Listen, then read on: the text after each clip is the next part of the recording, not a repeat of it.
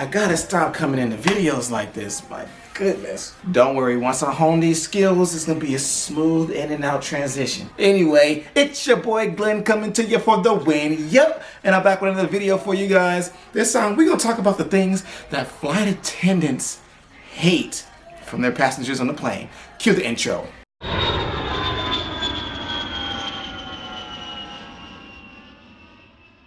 I'm gonna start off with something that everyone should listen to, even though you don't, and that is RPAs. We say those because we have to, not because we want to hear our own voice over the loudspeaker, even though there's probably some people that do. The majority of us don't, and we don't care to actually say it except for the safety responsibilities that we have to say to each passenger, and or whatever it is that we're going to be serving to you guys on the plane that is going to be very beneficial to you. So if you hear the announcement coming on, just take out your headphones and pay attention to what we're saying. It's going to be important information, things that you will need to know, and it will save us time ultimately in the long run. Another thing that flight attendants strongly dislike, I'll switch it up there a little bit, is parents who don't keep their kids under control.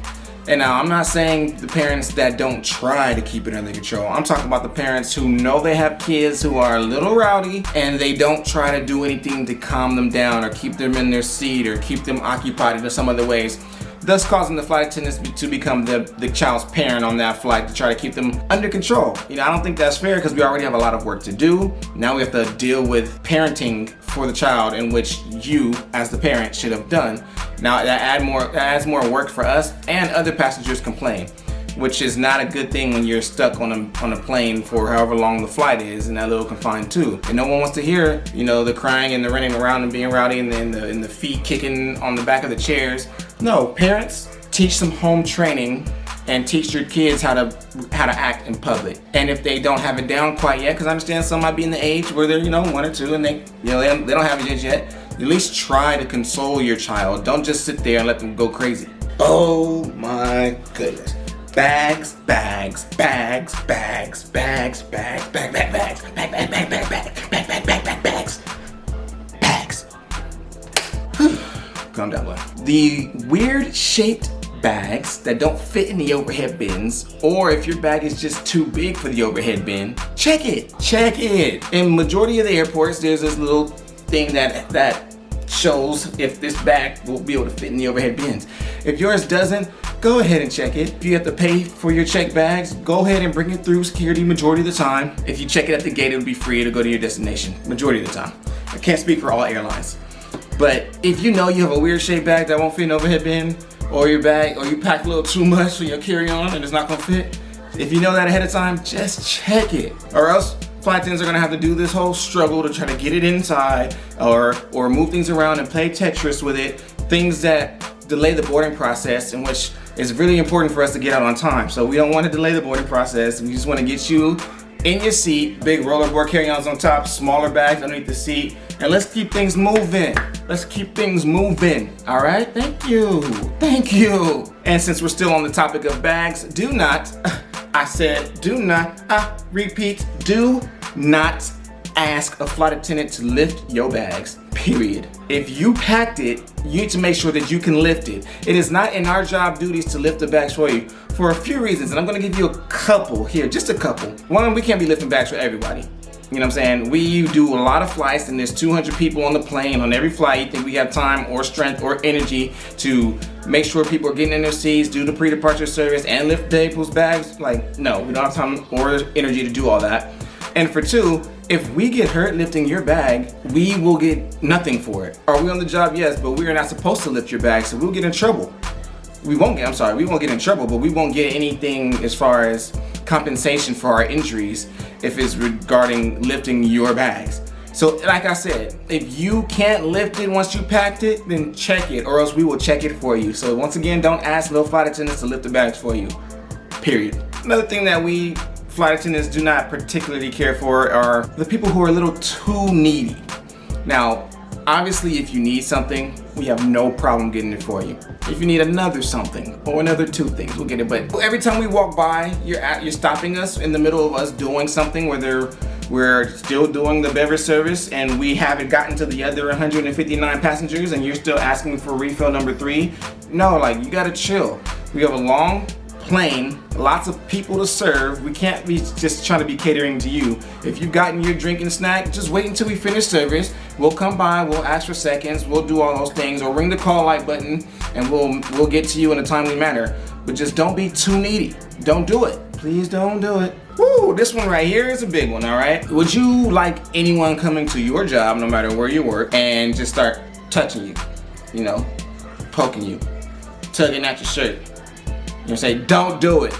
Do not touch the flight attendants. This is huge. Do not touch, do not graze, do not poke, do not lick, do not anything to the flight attendants. We are human beings, and just because you paid for your ticket on the airline does not mean you have the right to touch anyone on that plane, period. Do you hear me? Period. Do not touch those flight attendants. Do not try to hand us trash while we still are doing our beverage service.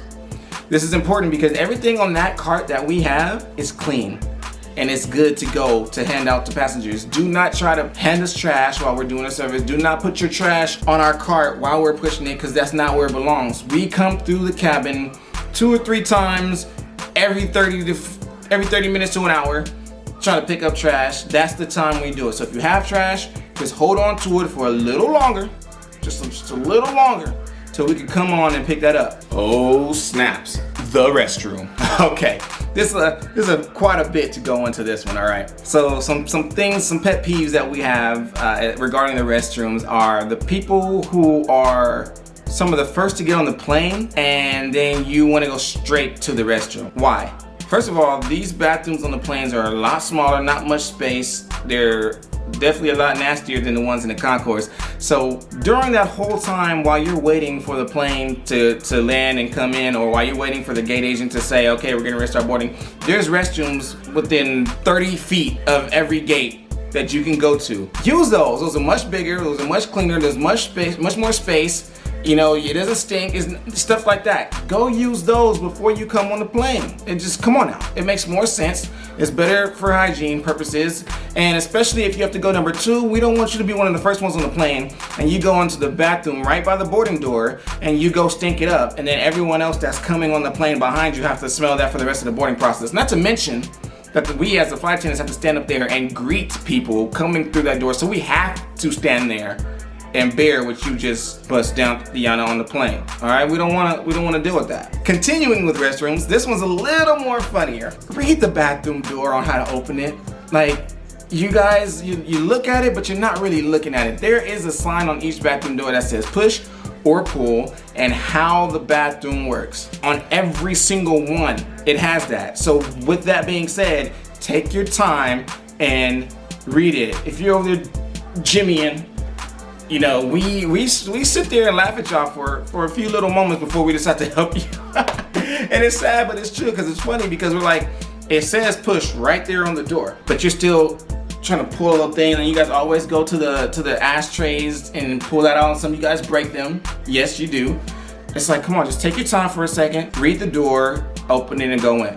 So it's really not that difficult. Continuing with restrooms, getting up to use the restroom during our service. This is an issue for many reasons. One, because if we're already pushing and you get up, now you're in our way from serving the rest of the passengers. 2, if you don't come back, you're standing in our galley when we get in there. This is where we have to do our work. 3, you're gonna try to, if you're one of those passengers who tries to come back while we are still in service, now we have to move our cart all the way back up for you to come in and push it all the way back to where we left off.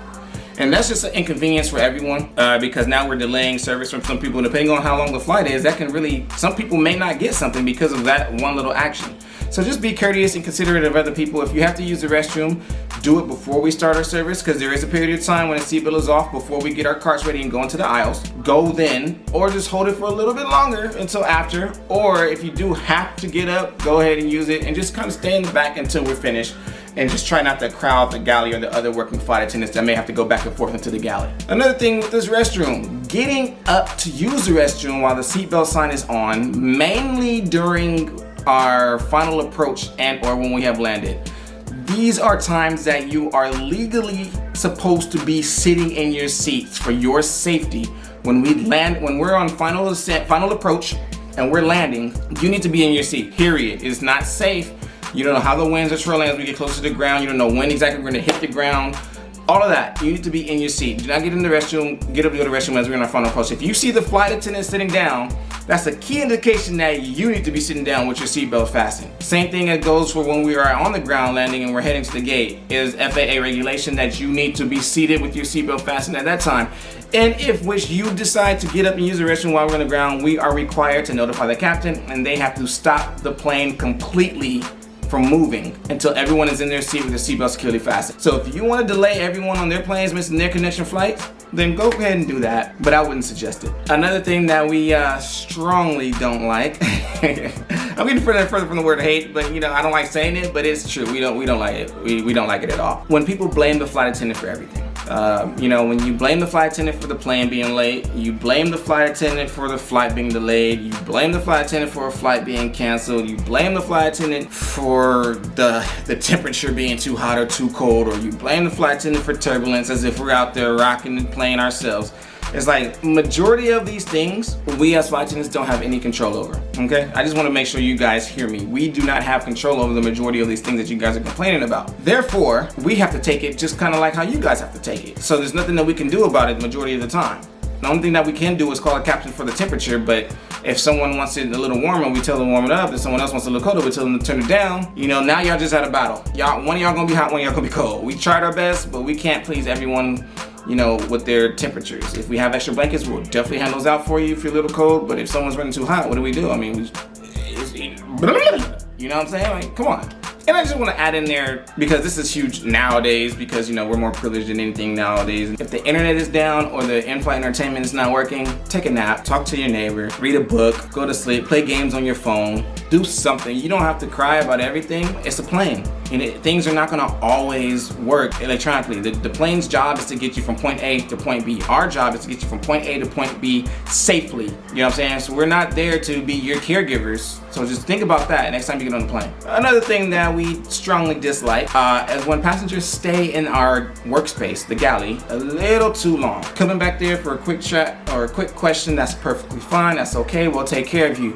Staying back there to do your yoga, or standing back there to just stretch it out, or staying back there and you're just talking a little too much, we don't have time for that. We're back there working. So if you're back there and you feel yourself being back there for a while, leave. It's kind of easy I can say it, just leave, please.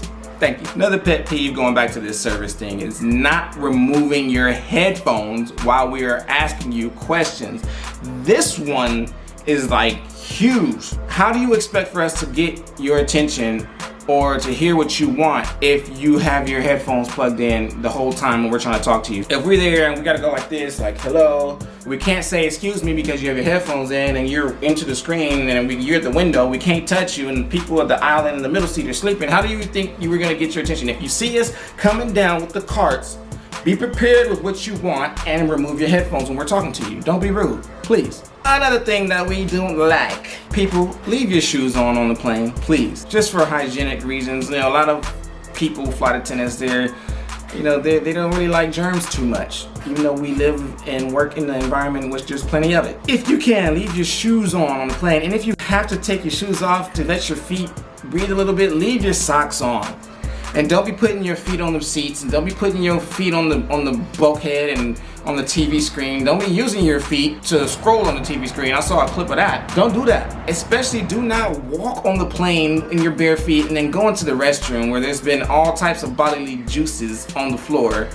And then you gotta walk out. Now you're walking and dragging it through the plane. Like, please don't do it. Please don't do it again. Thank you, and thank you. Lastly, do not ask flight attendants about your tight connections when we are on time. Now, that is a complete you question. Now, we won't have a problem helping you and telling you that information, but it does bother us because we are on time. We're not late, we're not delayed, we're on time. So whoever booked that for you, if you didn't do it, you need to have a conversation with them. Now, however, if we are late and we were delayed for any reason, we have all the information that we need to look up if you're gonna make your flight, if you're not gonna make it, where your flight's gonna be. All that information is good. We have all that information regardless. But if we are on time, time. We're gonna help you, but just try to be proactive. There's all types of apps that airlines have now that'll give you the information that you need. Utilize your resources. I truly hope that you guys enjoyed this video today, and I hope that you guys take some of what you have heard into consideration for the next time that you're flying. If you have any other things that you think that you do or you know that people do that might get on a flight attendant's nerves, comment that down below. And another question that I might do for a future video, if you have things that flight attendants might do that get on your nerves, comment that down below, and I'll try to see if I have anything that I can do as far as a reaction to that, possibly for a future video. So at this point, I'd like for you guys to please subscribe, like, and share this channel, all you guys, you know what I'm saying? Because I have to let you know that you have reached Glenn. Holla back at me again. Peace.